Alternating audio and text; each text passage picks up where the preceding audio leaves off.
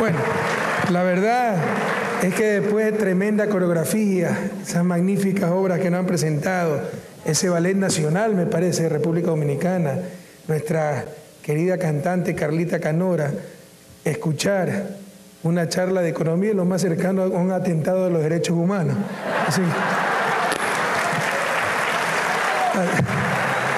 Así que trataré de ser lo más breve posible.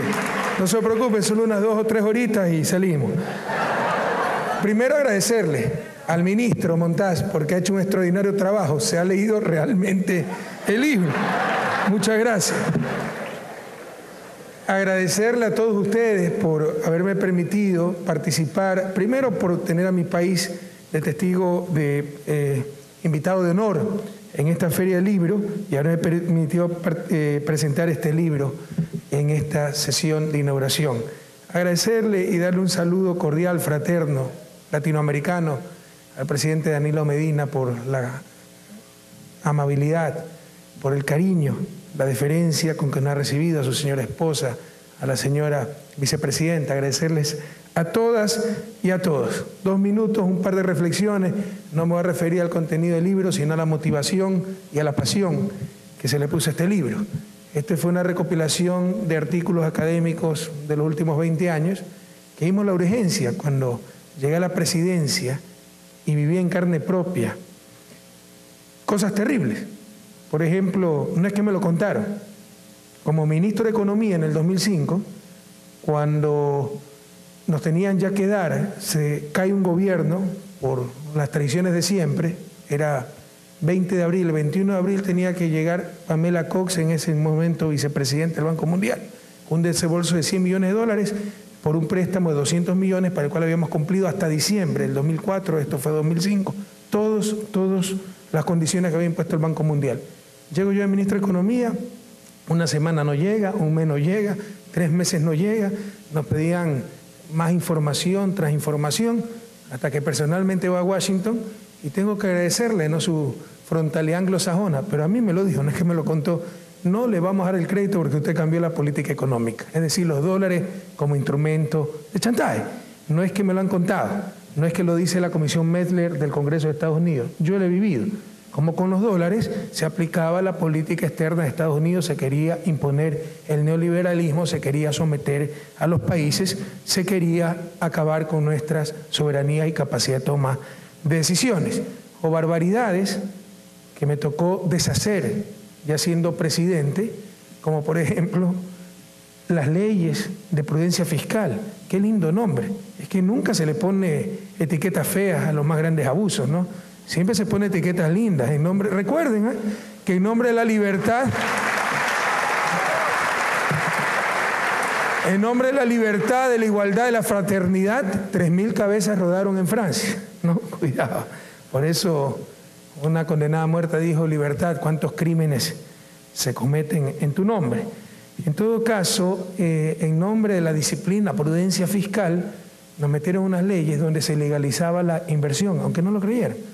3% de crecimiento del gasto, así sean sueldos, salarios. Pero sueldos y salarios de la burocracia. Sí, también los maestros son burocracia, servidores públicos, los médicos. Y para inversión, incluyendo todo. La única excepción, servicio a la deuda. Eso no tenía límites. ¿Qué significaban estas leyes? Como decía el ministro, si encontrábamos uranio, 10.000 millones de dólares en uranio, no podíamos invertirlo, era ilegal. ¿Qué objetivos tenía? De economía política. Y eso siempre hay que ver a quién beneficia la medida, etcétera. Es decir, lo que llamamos los economistas un enfoque de economía política, buscaba 2 cosas.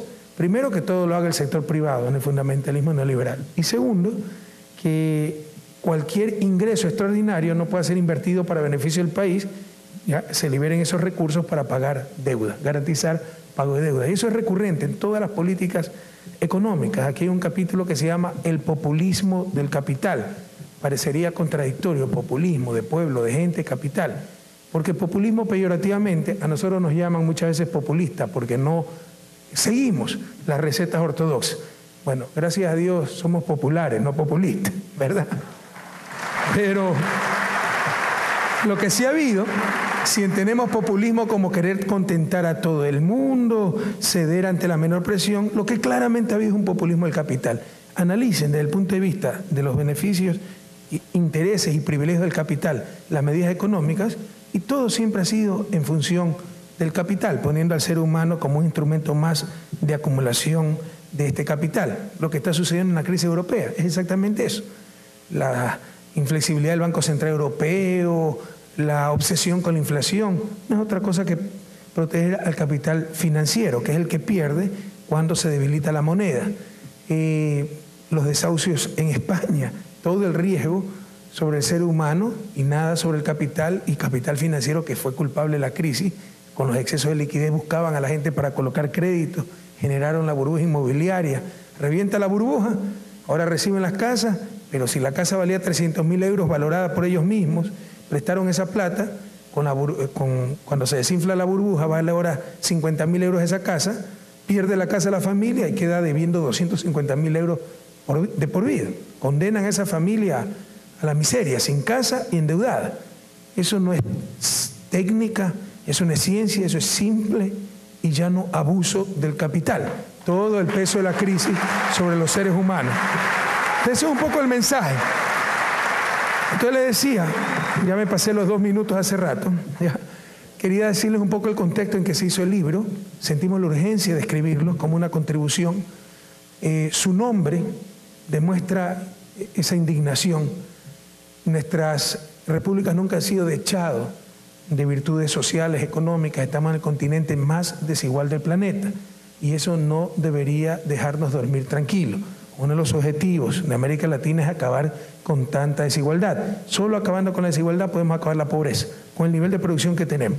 ¿Ya? Es fruto básicamente esa pobreza de mala distribución del ingreso. Nunca fueron dechados de virtudes, pero al menos éramos república, en el caso de Ecuador, república bananera.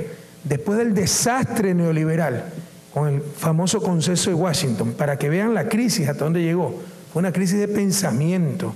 Renunciamos hasta pensar, hasta tomar nuestras propias decisiones, porque seguimos las recetas de un consenso donde no participó ningún latinoamericano. Era consenso de las burocracias internacionales con sede de Washington más el Departamento de Estado, allá también en Washington. Y le llamaron consenso. Seguimos ese recetario, destrozaron nuestros países, tuvimos la crisis más grave de la historia del año 99, 2 millones de ecuatorianos en pocos años salieron como pudieron del país, porque quebraron 16 bancos por el fundamentalismo neoliberal que desreguló al sector financiero. Nuestras élites, incapaces de hacerse una autocrítica, llegaron a la brillante conclusión que los ecuatorianos éramos inferiores genéticamente al resto de países y que no podíamos tener moneda nacional, y en vez de concluir lo que era lo cierto, que la crisis fue producto del fundamentalismo neoliberal y del contubernio inmoral entre poder financiero y poder político, no, lo que hicieron fue eliminar la moneda nacional y ahora tenemos dólares. Es decir, uno de los símbolos de la soberanía se perdió, y no solo eso, el mejor mecanismo de coordinación social que es la moneda. Entonces, esto es lo que describe el título del libro. Antes, con todas nuestras fallas, aunque seamos república bananera, después del desastre neoliberal, ni siquiera llegábamos a república. Gracias a Dios, ustedes saben que todo eso está cambiando, no solo en Ecuador, en toda nuestra América vivimos no solo una época de cambio, sino un verdadero cambio de época. Y aunque aquí nos basamos en el caso ecuatoriano, como muy bien lo ha aplicado el señor ministro para el caso de República Dominicana, esto es básicamente lo que pasó en toda América Latina. Y de hecho, en base a la experiencia ecuatoriana, la crisis de la deuda, los mismos paquetazos, la década perdida, Europa podría aprender muchísimo para evitar los errores que nosotros cometimos, que no son errores, son cosas deliberadas, porque les insisto, todo ha sido en función del capital.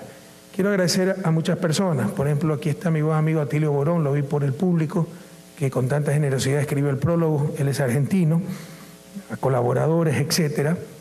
Y quiero decirles una cosa. Este libro ha sido escrito con pasión. La neutralidad científica no existe. Yo no soy neutral, yo estoy por Ecuador, por República Dominicana, por América Latina. Estoy contra los que nos han explotado. el Fondo Monetario, el Banco Mundial, países hegemónicos. Y tenemos pruebas para mostrar que nos han explotado. Pero eso no significa ser objetivo. Este libro ha sido escrito con total parcialidad por nuestros países, pero también con total objetividad. Y si lo que he escrito aquí logra indignar a un joven, rebelarse ante tanta injusticia, ante tanta explotación, habré conseguido mi objetivo. De ahora los autorizo, ¿no?, para que copien, plagien, fotocopien, lo que quieran el libro. Lo importante es que lo lea la mayor cantidad de gente posible, sobre todo los jóvenes. Y quisiera terminar tan solo con un pensamiento de nuestro querido Simón Bolívar. Simón Bolívar dijo: no nos dominarán por la fuerza, sino por la ignorancia.